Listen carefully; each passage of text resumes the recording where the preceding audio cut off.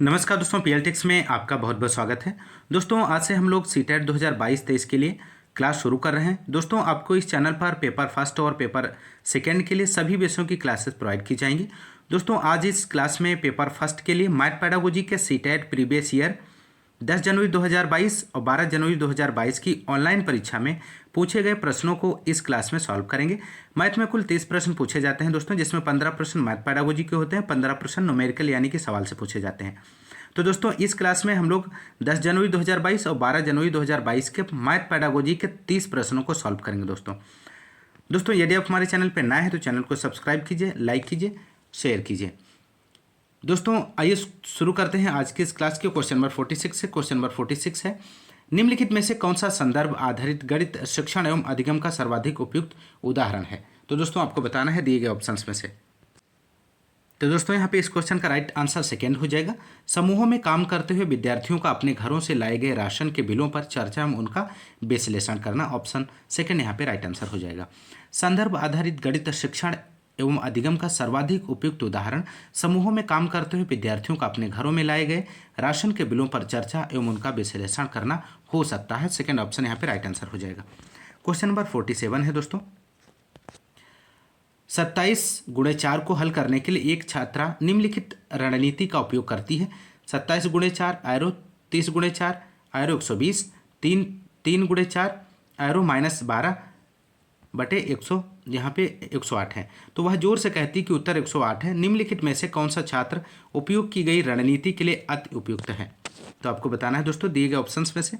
तो right answer यहाँ पे हो जाएगा सेकंड, छात्रा ने गणन के लिए प्रतिकारी कॉम्प्रेंसेशन रणनीतियों का उपयोग किया है। तो सेकंड ऑप्शन यहाँ पे राइट आंसर हो जाएगा। बढ़ते हैं अगले क्वेश्चन की ओर दोस्तों। क्वेश्चन नंबर 48 है, राष्ट्रीय पाठ्यचर्या रूपरेखा 2005 के अनुसार निम्नलिखित में से कौन सा गणित के शिक्षण अधिगम को सुधारने बेहतर बनाने के लिए दी गई सिफारिशों में से एक सिफारिश को निरूपित करता है। तो राइट आंसर फर्स्ट हो जाएगा, आकलन पद्धतियों को बदलना जिससे विद्यार्थियों के प्रक्रियात्मक ज्ञान के स्थान पर गणितीकरण योग्यता की परख हो।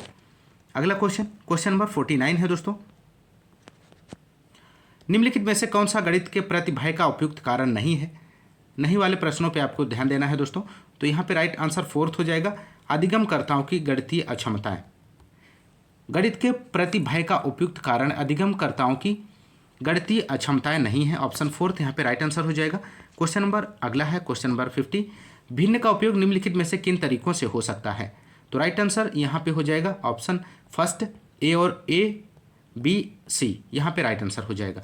प्राथमिक स्तर पर भिन्न का उपयोग एक पूर्ण के अंश को निरूपित करने के लिए किया जाता है। वस्तुओं के संग्रहण के लिए, अंश को निरूपित करने के लिए, संख्या रेखा पर एक बिंदु को अभिकल्पित करने के लिए किया जाता है। तो यहाँ पे ऑप्शन फर्स्ट राइट आंसर हो जाएगा। क्वेश्चन नंबर 51 है दोस्तों, निम्नलिखित में से कौन सा एक रचनात्मक गणित की कक्षा का अति उपयुक्त उदाहरण है। तो राइट आंसर यहाँ पे थर्ड हो जाएगा, एक समस्या के समाधान को खोजते समय विद्यार्थी अन्वेषण में व्यस्त या संलग्न है। तो यहाँ पे थर्ड ऑप्शन राइट आंसर हो जाएगा। अगला क्वेश्चन नंबर 52 है दोस्तों, निम्नलिखित में से कौन सी ज्यामिति में एक प्रक्रिया नहीं है। तो नहीं आपको बताना है इनमें से कौन सा नहीं है। तो ज्यामिति में प्रक्रियात्मक प्रवाह एक प्रक्रिया नहीं है। अन्य मापन, निरूपण, तार्किक क्षमता और उत्पत्ति ज्यामिति की प्रक्रिया है। ऑप्शन थर्ड यहाँ पे राइट आंसर हो जाएगा। अगला क्वेश्चन नंबर 53, निम्नलिखित में से कौन सा कथन गणित की प्रकृति के संदर्भ में उपयुक्त नहीं है, आपको बताना है। तो राइट आंसर यहाँ पे हो जाएगा, यह विज्ञान की तरह है जो कि अवलोकन पर आधारित है। यहाँ पे सही जवाब हो जाएगा।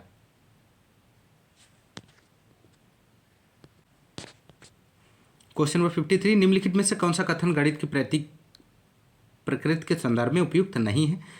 तो यहाँ पे इस क्वेश्चन का राइट आंसर ऑप्शन थर्ड हो जाएगा, यह विज्ञान की तरह है जो कि अवलोकन पर आधारित है। तो गणित विज्ञान की तरह है जो अवलोकन पर आधारित है, यह कथन प्रकृति के संदर्भ में सही नहीं है। गणित की प्रकृति पदानुक्रमिक है।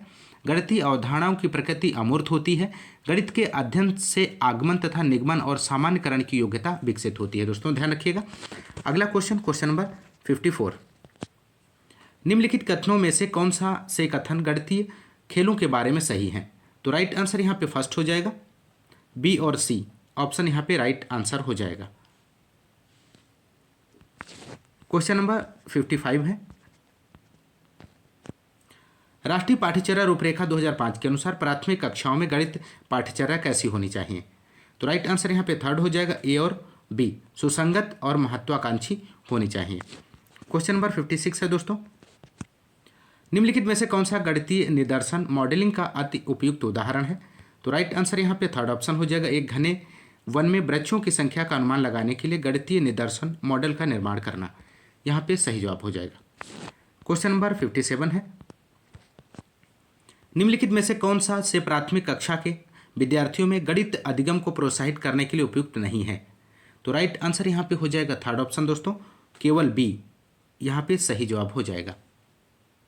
प्राथमिक कक्षाओं के विद्यार्थियों में गणित अधिगम को प्रोत्साहित करने के लिए प्रक्रिया की बजाय उत्पाद पर बल देना उपयुक्त नहीं है। अवधारणाओं को उनके दैनिक जीवन के अनुभव से जोड़ना, शिक्षण सामग्रियों का उपयोग करके अमूर्त अवधारणाएं पढ़ाना उपयुक्त है। तो यहाँ पे राइट आंसर थर्ड ऑप्शन सही जवाब हो जाएगा। क्वेश्चन नंबर 58 है दोस्तों, निम्नलिखित में से किनकी गणित में विद्यार्थियों के समालोचनात्मक चिंतन को प्रोत्साहित करने की संभावना अधिक है।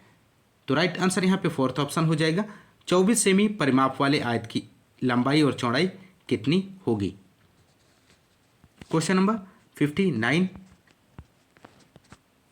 एक समोसे को देखकर एक बच्चा उसे त्रिभुज कहता है। वैन हेले के ज्यामितीय विकास के सिद्धांत के अनुसार वह बच्चा ज्यामितीय विवेचन के किस स्तर पर है। तो राइट आंसर यहाँ पे फोर्थ हो जाएगा, माफ कीजिएगा दोस्तों, इस क्वेश्चन का राइट आंसर फर्स्ट होगा, दृश्यीकरण होता है। एक बच्चे समोसे को देखकर त्रिभुज कहता है, यह वैन हीले के ज्यामितीय सिद्धांत के अनुसार वह बच्चा ज्यामितीय विवेचन के दृश्यीकरण स्तर पर है। ऑप्शन फर्स्ट यहाँ पे राइट आंसर हो जाएगा। बढ़ते हैं अगले क्वेश्चन की ओर। क्वेश्चन नंबर 60 है, एक प्राथमिक कक्षा के अध्यापक अपने विद्यार्थियों से 5036 को अंकों में लिखने के लिए कहते हैं। अधिकांश विद्यार्थियों ने इसका उत्तर 536 लिखा। निम्नलिखित में से कौन सी शिक्षण रणनीति इस त्रुटि को सुधारने के लिए सर्वाधिक उपयुक्त है। तो राइट आंसर यहाँ पे हो जाएगा ऑप्शन फोर्थ, 3 अंकीय और 4 अंकीय संख्याओं के स्थानीय मान की अवधारणा को सुदृढ़ करना, यहाँ पे राइट आंसर हो जाएगा। अगला क्वेश्चन नंबर 46 है और ये जो है 10 जनवरी 2022 का पूछा गया प्रश्न पत्र से क्वेश्चन है। वैन हेले के सिद्धांत के अनुसार ज्यामितीय चिंतन के बारे में सही कथनों का चयन कीजिए। तो राइट आंसर यहाँ पे हो जाएगा दोस्तों, तो यहाँ पे राइट आंसर ऑप्शन सेकेंड होगा, ए और सी यहाँ पे राइट आंसर हो जाएगा। वैन हेले सिद्धांत के अनुसार ज्यामितीय चिंतन के 5 स्तर होते हैं। फर्स्ट लेवल 0 आता है, चशुईकरण, पहचानना और नाम बताना। सेकेंड में लेवल 1 विशेषण, आकृति की विशेषता बताना। थर्ड लेवल 2 अनौपचारिक निगमन, विशेषताओं में संबंध समझना। 4 लेवल 3 औपचारिक निगमन, सत्यापन करने लगता है। 5 में लेवल 4 है दृढ़ता, ज्यामितीय प्रणाली पर काम करने लगता है। और 6 है लेवल 5 विश्लेषण, आकृति की विशेषता बताना। तो यहाँ पे राइट आंसर ऑप्शन सेकेंड हो जाएगा। बढ़ते हैं अगले क्वेश्चन की। क्वेश्चन नंबर 47 है, निम्नलिखित में से कौन सा से कथन गणित पाठ्यचर्या के लिए सही से हैं। तो आपको बताना है दोस्तों, तो निम्न में से कौन सा से कथन गणित पाठ्यचर्या के लिए सही है। तो राइट आंसर यहाँ पे थर्ड हो जाएगा, केवल बी, माध्यमिक कक्षा में गणित पाठ्यचर्या को सुसंगत होना चाहिए, साथ ही प्रदान करने के लिए इसकी प्रकृति स्थायी होनी चाहिए एवं सुसंगत होनी चाहिए। तो ऑप्शन बी यहाँ पे राइट आंसर हो जाएगा। क्वेश्चन नंबर 48, राष्ट्रीय पाठ्यचर्या रूपरेखा 2005 के अनुसार निम्नलिखित में से कौन सा गणित शिक्षण का उद्देश्य प्राथमिक कक्षाओं के लिए न्यूनतम उपयुक्त है। तो राइट आंसर यहाँ पे थर्ड हो जाएगा, बीजी कौशल में निपुणता यहाँ पे राइट आंसर हो जाएगा दोस्तों। तो थर्ड ऑप्शन यहाँ पे राइट आंसर हो जाएगा। राष्ट्रीय पाठ्यचर्या रूपरेखा 2005 के अनुसार बीजीय कौशल में निपुणता प्राथमिक विद्यालय में गणित शिक्षण का उद्देश्य नहीं है। एनसीएफ 2005 के अनुसार प्राथमिक कक्षाओं के लिए गणित शिक्षण का उद्देश्य गणित के प्रति रुचि विकसित करना, अनुमान लगाने के कौशल को पोषित करना एवं द्विस्थापन संबंधी समझ को पोषित करना प्राथमिक गणित शिक्षण का उद्देश्य है। तो ध्यान रखिएगा दोस्तों। क्वेश्चन नंबर 49, निम्नलिखित में से कौन सा कथन एक गणित कक्षा में गतिविधियों पर केंद्रित शिक्षण के लिए सही नहीं है, आपको बताना है। तो राइट आंसर थर्ड हो जाएगा, रटकर याद करने को प्रोत्साहित करना। निगेटिव ऑप्शन दिया गया है, निगेटिव ऑप्शन रटने की बात जिस ऑप्शन में की जाएगी वो क्वेश्चन जो है का ऑप्शन गलत माना जाता है दोस्तों। तो राइट आंसर एनसीएफ के अनुसार, तो थर्ड यहाँ पे राइट आंसर हो जाएगा। अगला क्वेश्चन, एक यहाँ पे 49 का आंसर आपका कंप्लीट हो गया है। अगला क्वेश्चन, क्वेश्चन नंबर 50, निम्नलिखित में से गणित में कौन सी प्रक्रिया न्यूनतम उपयुक्त प्रक्रिया है? तो राइट आंसर यहाँ पे हो जाएगा ऑप्शन सी, प्रक्रिया प्रवाह। प्रक्रिया प्रवाह गणितीय शिक्षण में न्यूनतम उपयुक्त प्रक्रिया है, जबकि अन्वेषण, सूत्रीकरण और अनुमानों की रचना उपयुक्त प्रक्रिया है। क्वेश्चन नंबर 51 है दोस्तों, निम्नलिखित में से कौन सा इकाई योजना का एक आवश्यक पहलू नहीं है? तो राइट आंसर यहाँ पे सेकेंड हो जाएगा, पाठ्य पुस्तक में दिए गए तय क्रम के अनुसार इकाइयों की योजना बनाना। अगला क्वेश्चन, क्वेश्चन नंबर 52 है, 25 × 18 × 4 की तरह दी गई 3 संख्याओं को गुणा करते समय एक विद्यार्थी निम्नलिखित तरीके से परिकलन करता है। विद्यार्थियों ने संख्याओं के गुणन के निम्नलिखित में से कौन से गुण धर्मों का उपयोग किया है? तो राइट आंसर यहाँ पे हो जाएगा दोस्तों, यह नियम गुणन क्रम विनिमय एवं साहचर्य सिद्धांत कहलाता है। तो ऑप्शन सेकेंड यहाँ पे राइट आंसर हो जाएगा, क्रम विनिमय एवं साहचर्य। अगला क्वेश्चन, क्वेश्चन नंबर 53 है, राष्ट्रीय पाठ्यचर्या रूपरेखा 2005 के अनुसार निम्नलिखित में से कौन सा बच्चे का विचार प्रक्रिया के गणितीकरण के अर्थ की सर्वाधिक उपयुक्त व्याख्या करता है?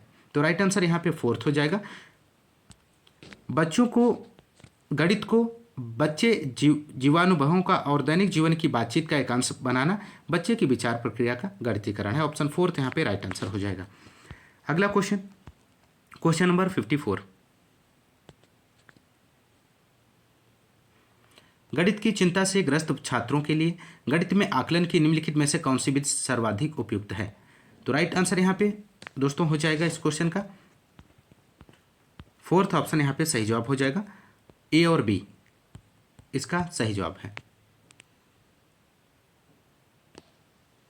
अगला क्वेश्चन, क्वेश्चन नंबर 55, एक प्राथमिक कक्षा के शिक्षकों ने 536 × 18 के अभिकलन को प्रस्तुत किया।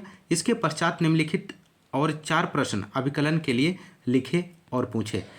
550 × 10, 530 × 10, 500 × 10 और 550 × 20। विचार कीजिए, इन 4 अभिकलनों के लिए क्या प्रत्येक का परिणाम 536 × 18 के सटीक परिणामों से अधिक होगा?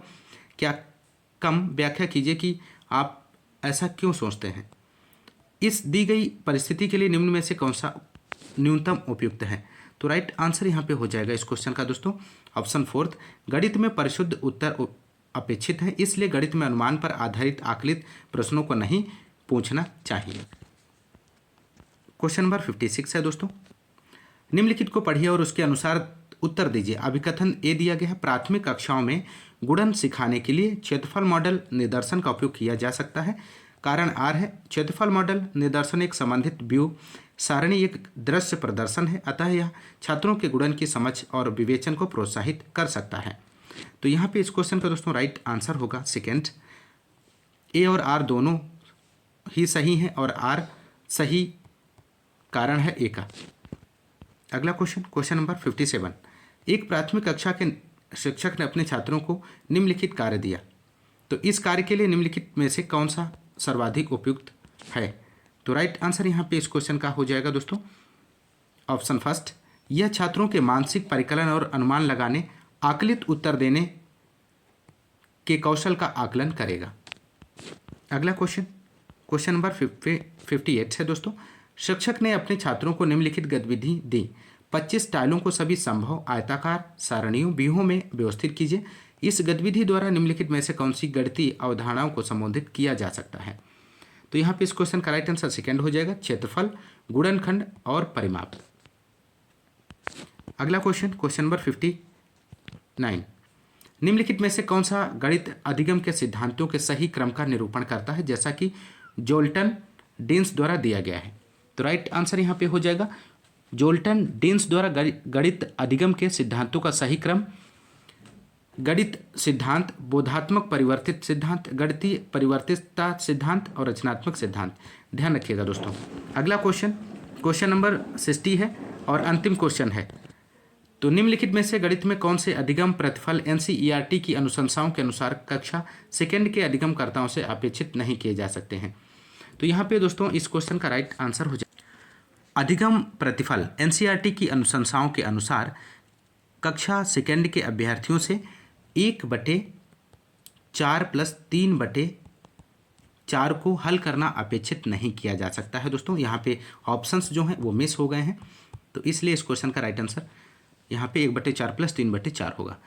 दोस्तों ये पेडागोजी मैथ पेडागोजी की फर्स्ट क्लास है। दोस्तों ये क्लास आपको पसंद आती है तो चैनल को ज़्यादा से ज़्यादा लाइक और शेयर कीजिए दोस्तों, और कमेंट्स करके बताइए आपको क्लास कैसे लगी। दोस्तों आज की इस क्लास में बस इतना ही, मिलता है नेक्स्ट क्लास में, तब तक के लिए नमस्कार, जय हिंद, धन्यवाद।